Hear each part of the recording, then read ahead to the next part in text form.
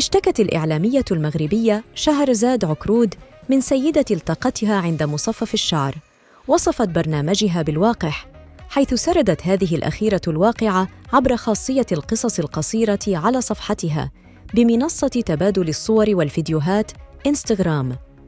وقالت شهرزاد عكرود: بغيت نتعاود معكم شويه. داك النهار انا في الكوافير ما بيا ما عليا، جات عندي واحد السيده وهي تقول لي: شهرزاد لاباس؟ قلت لها لاباس لا، وهي تقول لي: كيعجبني البرنامج ديالك، ولكن بعض المرات كديري الوقاحه. دابا انا دخلت عليكم واش عمري درت الوقاحه في ليميسيون ديالي؟ انا كنرد البال لهضرتي، وكنرد البال لصياغه السؤال، وكنرد البال كيفاش كنتعاطى مع الضيف، لان داك الضيف ثق فيا، دونك انا خصني نكون اهل الثقه. قلت لي دابا اش كي غنجاوب السيده؟